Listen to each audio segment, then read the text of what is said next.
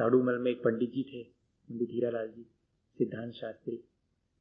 सिद्धांत का बड़ा ज्ञान था, करणानी योग का बड़ा ज्ञान था उनको, कर्म फिलॉसफी बहुत अच्छी जानते थे और वो रोज वचन का करते थे और समझाते थे कि देखो भैया कर्म कैसे बंधते हैं, जैसे अपने परिणाम हो, तीव्र हो मंद हो, जानबूझ के अपन करेंगे और कोई चीजें ऐसी हैं जो अनजाने में हो जाती हैं अपन से, देखो इन सब में अलग अलग कर्म बंधते हैं, ऐसा समझाते थे वो हमेशा। उसमें एक व्यक्ति गरीब भी बैठता था रोज, वो भी समझता था।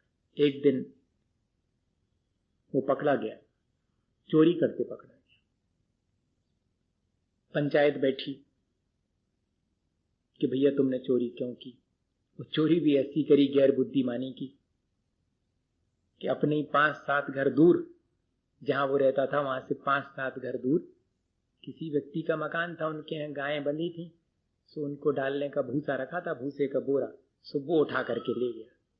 और ऐसा बुद्धू कि वो उसमें छेद था, सो वो भूसा जो है लाइन बनती गई अपने घर तक, वो घरे टिका लो भैया ने।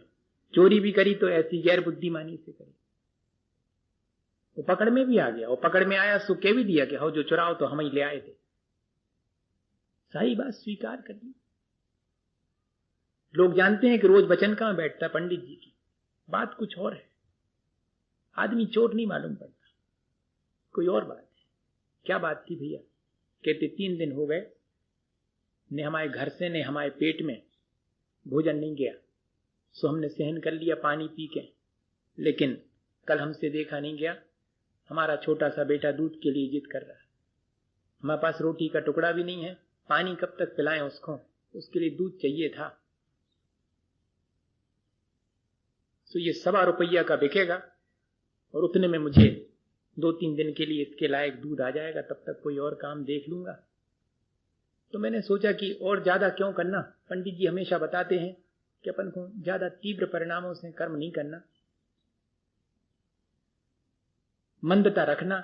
कषायें जितनी ज्यादा प्रबल होंगी उतना तीव्र कर्म बंधेगा। मेरी इतनी ज्यादा लोलुपता नहीं थी, मेरी इतनी ज्यादा कषाय नहीं थी, मुझे तो 1.25 रुपये चाहिए था और 1.25 रुपये की और भी सामान रखी, उनकी घड़ी उतार ले आते तो वह ज्यादा की बिकती, और उतनी सोने की अंगूठी रखी थी अरिया में उनके थे, हम बा उठा सकते। सोचा कि कौन को ज्यादा जोड़ के रखना है, 1.25 रुपया का ये ले चलो, इससे काम चले।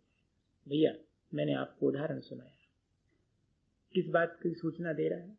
सूचना सिर्फ इस बात की है कि मेरे अपने कर्म बंध की अज्ञानता मेरे कर्म बंध को ज्यादा बढ़ा देती है। अगर मैं कर्म बंध में सावधानी रखूं, मैं उसका ज्ञान रखूं, तो शायद मैं अपने इस कर्म बंधन की प्रक्रिया में अपने मन मुताबिक परिवर्तन कर सकता हूं। मैं इतना मजबूर नहीं, मैं सिर्फ अपनी आसक्ति और मोह की वजह से थोड़ा मजबूर हूं, क्योंकि एक पार्टनर ऐसा है, लेकिन 2 ऐसे हैं जिनमें कि मेरा वर्तमान का पुरुषार्थ और मेरा ज्ञान दोनों मिल करके इस प्रक्रिया को परिवर्तित कर सकते हैं।